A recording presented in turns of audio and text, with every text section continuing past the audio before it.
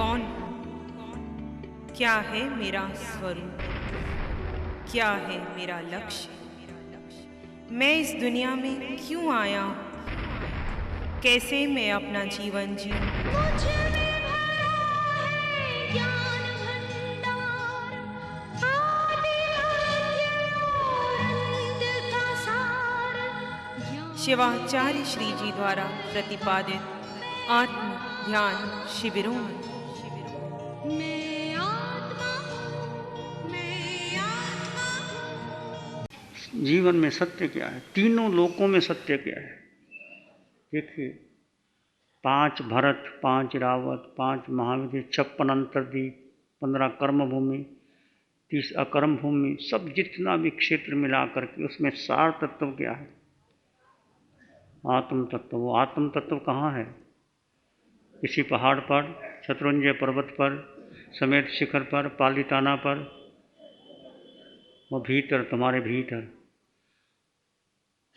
तो कहाँ ढूंढना है? हमने भीतर ढूंढना है, उसकी दृष्टि को चेंज करना है। इसलिए भगवान महावीर कहते हैं तुम पहले आत्मदृष्टा बनो, आत्मज्ञानी बनो। प्रभु ने 2 ही मार्ग बताए हैं, एक संसार का मार्ग, एक मोक्ष का मार्ग। संसार के मार्ग पर हम अनादिकाल से चले आ रहे हैं, जिसको हम धर्मवान कहते हैं, जिसको हम कहते हैं बहुत वो व्यक्ति दानवीर है, धर्मवीर है, परंतु जो अपना सत्य है, अपना सच में से जा मिट्टिंग हुए सो कपई, अपना सच में से जा मिट्टिंग हुई सो कपई। सत्य को स्वयं ढूंढो, अपना अपना आत्मा का सत्य अपने भीतर ढूंढो। फिर उसका फल क्या होगा? मिट्टिंग भूई सो कपई। संसार के प्रत्येक प्राणी के लिए मंगल की कामना, मैत्री की कामना। तो सत्य जब तक नहीं ढूंढोगे, वो ढूंढे सत्य बाहर नहीं मिलेगा, वो तुम्हारे भीतर ही मिलेगा। पानी बिलोने से मक्खन नहीं निकलता। कितनी रातें पानी बिलोते रहो, कितने महीने लगा दो, पानी है तो मक्खन नहीं निकलेगा। मक्खन कहाँ निकलेगा? दूध से निकलेगा, तिल से निकलेगा, इतर फुल्की से निकलेगा।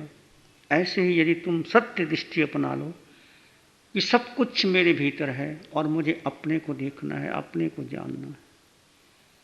क्रोध, मान, माया, लोभ विकारों का इतना उपक्रम कम हो जाता है कि अपने वैरी शत्रु का भी बुरा ना हो, इस प्रकार का विचार भी मन में नहीं आता कि ये मेरा शत्रु है, इसका बदला ले लूं। सम, उपशम, सब शांत होने लगता है। सब प्रतिक्रिया, क्रिया प्रतिक्रिया होती ही नहीं। सब कुछ, जैसे पानी गंदला है तो क्या करते हैं, उसको एक घड़े में रख देते हैं और रखने के बाद जो पानी नीचे बैठ जाता है, कचरा, पानी निर्मल हो जाता है। ऐसे ही 3 श्रेणी हैं, उपशम, क्षयोपशम और क्षयिक। जैसे आप साधना करते हैं, साधना करते करते आपके कर्म उपशम हो जाते हैं, कुछ क्षय उपशम हो जाते हैं, कुछ क्षय होते हैं, कुछ उपशम हो जाते हैं, नीचे दब जाते हैं, कुछ क्षयिक हो जाते हैं, फिर दोबारा नहीं आते। कर्म है तुम्हारे अंदर में पड़े हुए, उसको क्षय कर दो, ये आपके उपशम से होंगे। दूसरा संवेग। संवेग क्या हुआ? वैराग्य। किसका वैराग्य?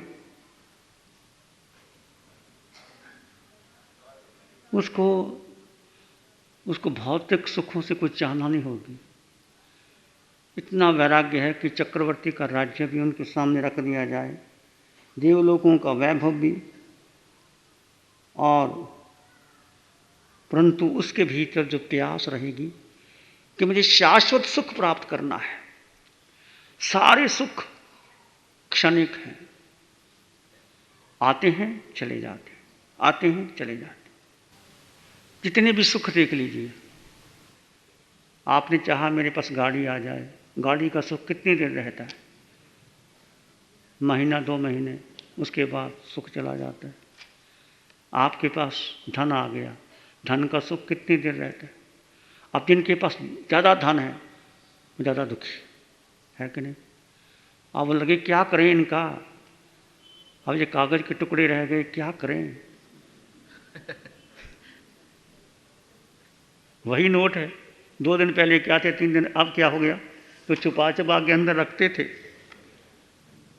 जो बड़ा अभिमान होता था वो दान भी नहीं करते, देते भी नहीं किसी को, छुपा छुपा के रखते थे और बाहर निकल रहे। धन भी सुख नहीं देता, कितना भी धन आ जाए। पद भी थोड़ी देर के लिए सुख देता है, फिर दुख आ जाता है। सारे भौतिक पदार्थ जितने भी दुनिया के हैं, खंडमित सुखा बहुकाल दुख, पगाम सुखा अनिगाम दुख, खानी अनत्थान ऊ काम भोगा, सारे अनर्थ की खान है। और एक शाश्वत सुख जो तुम्हारे पास है, वो तुम्हारे करीब है, वो तुम्हारे पास ही है, तो कोई छीन नहीं सकता। तुमने जो साधना कर ली, जो तुमने कर्म क्षय कर ली, जो तुमने आत्मधन कमा लिया, उसको कोई छीन नहीं सकता। और बाकी सारे धन वो छीन लेते। तो हम सब देवलोकों में भी जाके आए, राजा महाराजा भी बने, सब कुछ पाया, पर फिर छूट गया, फिर छूट गया, फिर पाया, फिर छूट गया। एक शाश्वत सुख, वो सुख जहाँ देह भी नहीं, मन भी नहीं, बुद्धि भी नहीं, विचार भी नहीं, धारणा भी नहीं, कुछ नहीं, कोई संयोग नहीं, अकेला।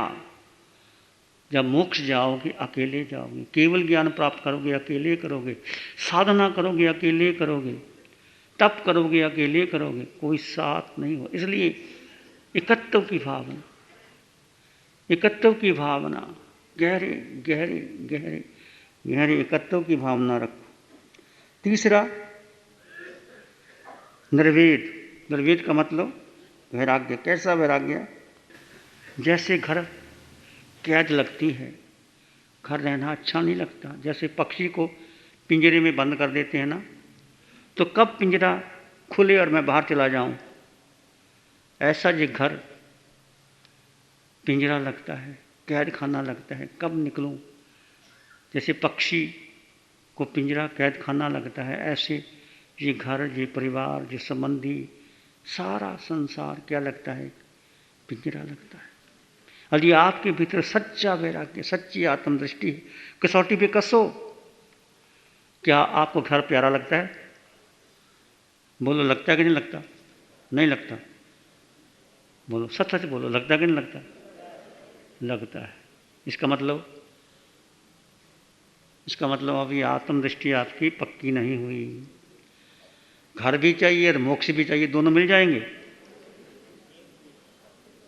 बोलो, एक ही मिलेगा, दोनों में से एक ही मिलेगा। संसार का मार्ग मिलेगा तो संसार का मार्ग, ये तुम्हारा घर परिवार सब कुछ, या फिर सब छोड़ करके अकेला शाश्वत सुख, अनंत सिद्ध जो सिद्ध शिला में विराजमान है, उनको जब आप नमन करते हैं तो नमन कीजिए।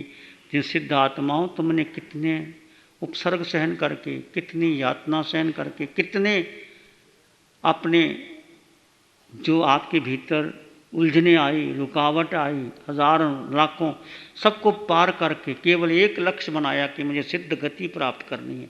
जैसे भगवान महावीर की, भगवान पार्श्वनाथ की, 24 तीर्थंकरों की, 10 श्रावकों की, एक ही लक्ष्य था उनके जीवन में। और लक्ष्य तुम्हारा होगा तो घर बार छूट जाएगा, छोड़ना नहीं पड़ता, कोई ना कोई कारण बनेगा। चाहे घर में रहना भी पड़े तो रहोगे, पर कैसे रहोगे? जैसे भगवान महावीर 2 वर्ष तक घर में रहे जैसे नहीं रहे। कमलवत, कीचड़ में कमलवत ऐसे रहो, परंतु रच पिच के ना रहो। आसक्ति, अटैचमेंट, मोह, परिग्रह, कामना, वासना, ये हो जाए, वो हो जाए, ऐसा हो जाए, वैसा हो जाए, दादी कहती है पोते का मुंह देख लो, पोते के बाद पोते पड़पोते का मुंह देख लो कि शादी कर दूं। यदि यही भावना है तो संसार और बढ़ रहा है तुम्हारा। और यदि आपके 3 मनोरथ सिद्ध हो रहे हैं तो आप सही दृष्टि में आ रहे हैं। कोई दीन दुखी तुम्हारे पास आता है, आपके चित्त में करुणा जागती, मैत्री जागती। वो दुआ है ना, मैत्री भाव जगत में मेरा सब जीवों पर नित्य रहे। बस मैत्री भाव, करुणा का भाव। फिर आस्था, विश्वास, अटल विश्वास। प्रभु ने जो कह दिया, तीर्थंकरों ने जो कह दिया वो सत्य है। वो अंश मात्र भी असत्य नहीं हो सकता, क्योंकि वीतराग प्रभु कभी किसी का अमंगल कर ही नहीं सकते। उनकी वाणी त्रिकाल सत्य होती है, चाहे वो भगवान ऋषभदेव की है, चाहे भगवान महावीर की है, चाहे किसी और केवली की, अरिहंतों की। वो सत्य, वही वाणी, कोई अंतर नहीं, कुछ भेदभाव नहीं होता। ऐसी आस्था। और किसी कारण से आप ना भी कर सको, पर ये समझना कि वाणी सत्य है। वो दिन धन्य होगा जिस दिन मैं उस वाणी का पालन कर सकूंगा। तो 5 लक्षण, सम, संवेग, निर्वेद, अनुकंपा और आस्था। इस संसार में 4 प्रकार के लोग होते हैं। कौन कौन से? एक तो अज्ञानी, कितना ही बता दो वो समझते ही नहीं। दूसरा मूढ़, जैसे बैल होता है ना, मूर्ख गाड़ीवान बैलों को लेके जाता है, वो बैल चलता ही नहीं, कितना धक्का मारो रास्ते में धोखा ही देता है। ऐसे मूढ़ व्यक्ति किसी की बात को समझते नहीं। और अज्ञानी ज्ञानी की बात करता है, परंतु उसके भीतर अज्ञान ही छाया रहता है। ज्ञानी और मुमुक्षु 4 प्रकार के मनुष्य होते हैं। ज्ञानी, वो ज्ञान की बात तो बहुत करता है, तत्व चर्चा भी करता है, स्वाध्याय भी करता है, ध्यान भी करता है, पर उसके भीतर ये भाव नहीं आते कि मैं भी ऐसा करूं। कुछ भी सुनो, आपके भीतर जिज्ञासा का भाव नहीं आना चाहिए। ज्ञानी जिज्ञासा पैदा करता, ये क्या हो गया, वो, जैसे बच्चे होते हैं, छोटे बच्चे, कौवा काला क्या होता है, कोयल ऐसा क्या बोलती है, ये पत्ते लाल हरे क्या होते हैं, फूल लाल के होते हैं। वो जिज्ञासा करता रहता है, बहुत जिज्ञासा करता है। बहुत तत्वों के जानकार के लोग बहुत है, स्वर्ग में क्या, मोक्ष में क्या, वो क्या, वो, परंतु भीतर उतरता नहीं। और एक है मुमुक्षु, कुछ भी हो, मुझे क्या मिलेगा, मेरा मोक्ष कैसे होगा, मैं सिद्धालय में कैसे जाऊंगा, ये भाव आता है आपके भीतर। 4 कैटेगरी के लोग। तुम कौन सी कैटेगरी में हो? प्रथम कौन सा?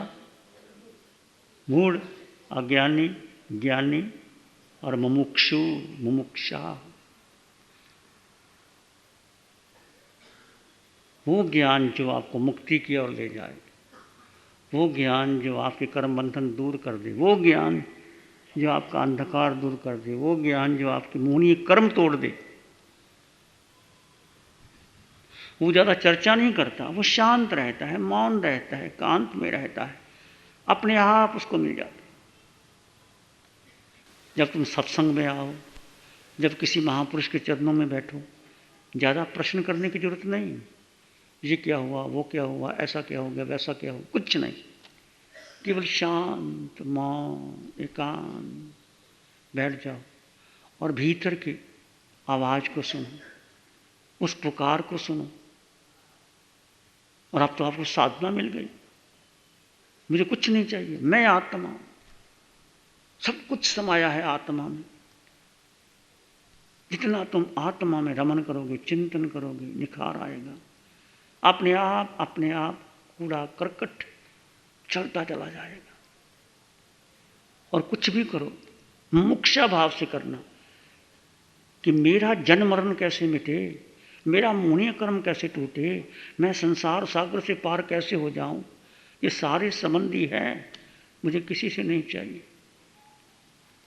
ऐसे पवित्र भाव, वीतरागता का भाव, कृतज्ञता का भाव, आओ भाव, प्रसन्नता का भाव, कुछ भी ना हो फिर भी मैं आनंद से रह सकता हूं। आनंद में रहने के लिए धन नहीं चाहिए, पद नहीं चाहिए, कोठी बंगला नहीं चाहिए। ऐसे फक्कर फकीर हुए हैं, उनके पास कुछ भी नहीं था, फिर भी मस्ती में थे, आनंद में थे। तो अपने जीवन का जो सूत्र है, जीवन का जो रहस्य है, जीवन की जो गरिमा है, वो तुम्हारे भीतर है, प्राप्त करो। आत्मज्ञानी बन जाओ, आत्मदृष्टा बन जाओ, मुमुक्षा का भाव रखो। सार ग्रहण करना है मुझे, अब मुझे संसार का अंत करना है, संसार में रमन नहीं करना। अनंत काल बीत गए संसार में, अब इस संसार का अंत कर पाऊं, इस तरह की प्रार्थना, इस तरह का भाव भीतर लाइए। प्रश्न पूछिए, जरूर पूछिए, पर इसके पीछे मेरा कल्याण कैसे हो। बहुत पुस्तकें हैं, बहुत सूत्र हैं, बहुत चर्चाएं हैं, सब कुछ है, पर तुम्हारे लिए क्या। चांद, सूरज, फूल, गहने सब थे, पर मुझे तो तुम ही भाए। बहुत बहुत कुछ संसार में है, ये चंद्रमा, ये आकाश, ये तारे, ये फूल, ये पृथ्वी, सब कुछ भरा हुआ है, पर मुझे क्या चाहिए, कितना चाहिए। जितना चाहिए मन रे संतोष करूं ते ने, प्रीति करनी तो संतोष से करो। यही सत्य दृष्टि है, यही आत्मदृष्टि है। यदि शरीर को सजाने, संवारने, खिलाने पिलाने लग गए तो फिर संसार लंबा और लंबा, और कोई तृप्त हुआ नहीं। कोई राजा महाराजा, कोई चक्रवर्ती शरीर को सजा के संवार के तृप्त नहीं हुआ, धन पा के तृप्त नहीं हुआ, महल बना के तृप्त नहीं हुआ। सब कुछ छोड़ करके अकेले जा करके तृप्त थे महावीर। तुम भी हो सकते हो, मैं भी हो सकता हूँ। एक दृष्टि आत्मा, मैं आत्मा, तुम आत्मा, परमात्मा, धीरे धीरे विसर्जित करते चले जाओ, विसर्जित करते जाओ। जो जरूरी है आपको मिलेगा, तो नहीं जरूरी होगा चला जाएगा। मैं आत्मा हूँ। नमो अरिहंतानंग, नमो सिद्धानंग, नमो आयरियानंग, नमो वज्रायानंग, नमो लोय सब साहुनंग, धम्म मंगल मुखिठम अहिंसा संयमो तवो, देवावित्तं नमं संति जस धम्मे श्यामनो, श्री चत्तारी मंगलम, अरहंता मंगलम, सिद्धा मंगलम, साहु मंगलम, केवली पाणत्तो धम्मो मंगलम, चत्तारी लोग उत्तम, अरहंता लोग उत्तम, सिद्धा लोग उत्तम, साहु लोग उत्तम, केवली पाणत्तो धम्मो लोग उत्तम, चत्तारी शरणं पवज्जामि, अरहंते शरणं पवज्जामि, सिद्धे शरणं पवज्जामि, साहु शरणं पवज्जामि, केवली पाणत्तं धम्मं शरणं पवज्जामि। चारे शरण दुख हरण जगत में, और शरण कोई होगा जो भव्य प्राणी करे आराधन, उसका अजर अमर पद होगा, उसका